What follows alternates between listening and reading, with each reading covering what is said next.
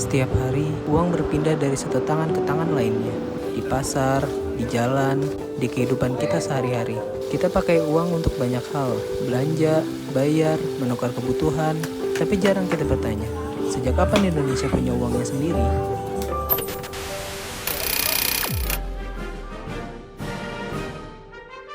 Di masa awal kemerdekaan, uang bukan cuma soal transaksi. Uang adalah soal pengakuan, tentang siapa yang berdaulat, dan tentang siapa yang menentukan arah bangsa. Latar belakang pemerintah menerbitkan ORI di tahun 1946 itu adalah semangat untuk memiliki uang sendiri.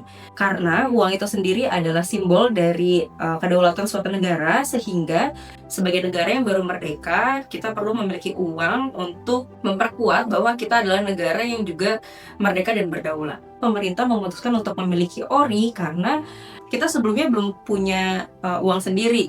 Jadi itu yang akhirnya membuat pemerintah memutuskan kita harus punya uang sendiri, dan uang itu adalah ORI. Bagaimana ORI itu diterbitkan? Sebetulnya penerbitannya saat itu bisa dibilang cukup sulit. Kenapa? Karena gak lama kemudian tentara nikah datang ke Indonesia, kembali ke Indonesia untuk melakukan agresi militer. Di situ jadi ada tantangan tersendiri, di mana kita tidak bisa terlalu bebas untuk menerbitkan ORI gitu. Jadi penerbitan ORI itu dilakukan seolah-olah diam-diam supaya tentara nikah ini tidak mengetahui bahwa pemerintah Indonesia sedang berupaya untuk menerbitkan uangnya sendiri. Seperti itu.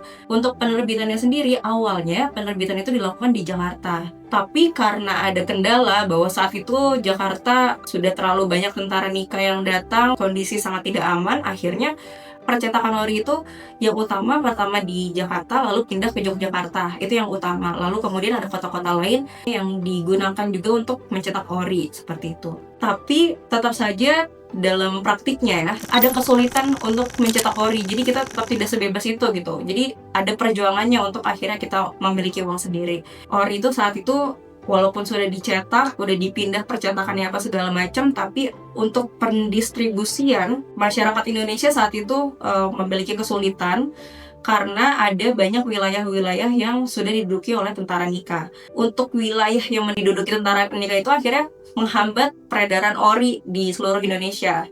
Maka dari itu akhirnya pemerintah Indonesia, pemerintah pusat itu bikin kebijakan memberikan wewenang kepada pemerintah daerah untuk akhirnya membuat ORI-nya sendiri, atau yang dikenal dengan ORIDA atau ORI daerah. Untuk ORIDA sendiri ada banyak ya, ada ORIPS atau ORI daerah Provinsi Sumatera, terus ada juga yang khusus Sumatera Utara, ada juga ORIDA Banten, dan lain-lain. Jadi ada banyak. Nah, untuk para tokoh yang berjasa dalam penerbitan ORI, yang pertama kita membahas tentang A'am Maramis. Untuk A'am Maramis sendiri, kebetulan beliau saat itu menjabat sebagai Menteri Keuangan di Republik Indonesia. Beliau yang menandatangani ORI ya, ORI pertama itu beliau yang menandatangani. Beliau juga yang menyusun panitia pembuatan ORI. Itu diupayakan oleh A'am Maramis. Lalu selanjutnya ada Syafruddin Prawira Negara. Nah, kalau Syafruddin Prawira Negara ini sendiri justru dia yang bisa kita bilang inisiator. Jadi ide awal itu berawal dari desakan Syafruddin Prawira Negara. Jadi saat itu Syafruddin Prawira Negara menghadap kepada Dwi Tunggal Soekarno-Hatta. Beliau menyatakan bahwa saat ini Indonesia sudah merdeka, jadi Indonesia perlu memiliki uang sendiri. Kita harus punya uang sendiri. Jadi ide awal itu justru dari Syafruddin Prawira Negara, yang kemudian disampaikan ke Dwi Tunggal. Barulah akhirnya saat itu Dwi Tunggal Soekarno-Hatta memikirkan ya, betul juga usulan dari Syafruddin Prawira Negara. Akhirnya beliau menugaskan kepada pemerintahannya saat itu, salah satunya juga Menteri Keuangan A'am Maramis, untuk kita harus mengupayakan nih penerbitan dari uang kita sendiri, yang kemudian disebut atau dikenal sebagai ORI atau Uang Republik Indonesia. Lalu peran Dwi Tunggal Soekarno-Hatta. Jadi saat itu Syafruddin Prawira Negara menghadap kepada Dwi Tunggal Soekarno-Hatta menyampaikan idenya, lalu respon dari Soekarno-Hatta menerima itu dengan sangat baik karena memang sangat masuk akal dan memang itu perlu diperjuangkan begitu. Kemudian yang lebih banyak memikirkan tentang nanti bagaimana secara perekonomian itu Bung Hatta, karena Bung Hatta memiliki latar belakang pendidikan di ekonomi.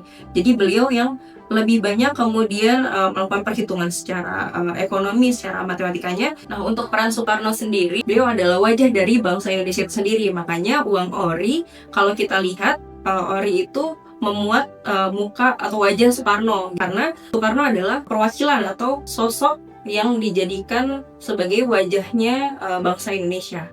Respon masyarakat terhadap ORI tentu sangat baik ya. Masyarakat sangat menyambut, sangat antusias. Kenapa? Karena ya kita baru merdeka, terus akhirnya kita punya uang sendiri, ya masyarakat tentu sangat senang gitu.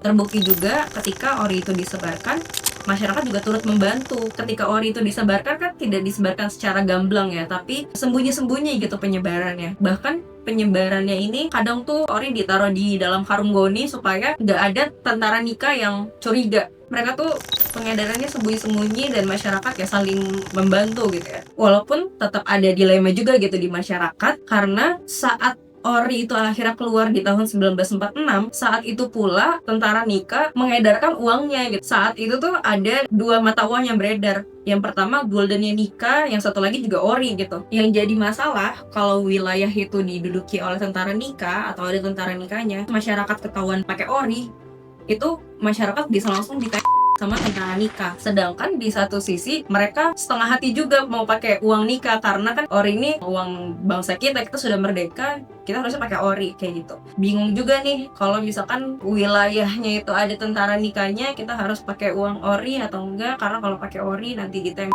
Sedangkan kalau misalkan pakai uang nikah itu kan bukan uang kita, kan kita udah merdeka ya gitu. Paling ada dilema itu sih di masyarakat. Pengaruh agresi militer terhadap ORI sendiri itu sangat besar ya, karena saat agresi militer tentara nikah itu membawa uangnya sendiri atau yang dikenal dengan uang merah atau uang nikah gitu. Ini pengaruhnya sangat besar karena wilayah-wilayah yang akhirnya diduduki oleh tentara nikah itu sangat sulit dimasuki oleh ORI gitu. ORI sangat sulit beredar di situ, dan wilayah itu juga menghalangi peredaran ORI ke wilayah lainnya. Jadi agresi militer ini cukup menjadi batu penghalang ya untuk penyebaran ORI di masyarakat seperti itu. Akhirnya Belanda mengakui kedaulatan Indonesia dalam konferensi meja bundar di tahun 1949. Saat itu juga berakhir pula masa berlaku ORI. Akhirnya pemerintah menarik kembali ORI dari peredaran dan mengeluarkan uang baru yang bernama uang RIS atau uang Republik Indonesia Serikat. Nah, selama tahun 1946 sampai 1949, ORI itu terbit dalam beberapa seri, dan seri-serinya ini bisa kalian temukan di Museum Bank Indonesia. Jadi kita punya ORI dari berbagai seri yang kita pajang di ruang numismatik Museum Bank Indonesia. Nggak cuma ORI, tapi juga uang-uang yang beredar sebelum ORI itu terbit dan sesudah ORI itu terbit hingga uang saat ini. Jadi kalau mau lihat ORI itu seperti apa, bisa datang langsung ke Museum Bank Indonesia. Hari ini kita hidup di zaman yang berbeda. Uang kita juga sudah berubah, lebih modern, lebih rapi, dan lebih teratur. Uang Republik Indonesia bukan sekedar uang lama. Ia adalah bagian dari sejarah. Sejarah tentang bagaimana Indonesia pernah belajar sendiri, mengatur dirinya sendiri, dan melangkah sebagai bangsa yang berdaulat.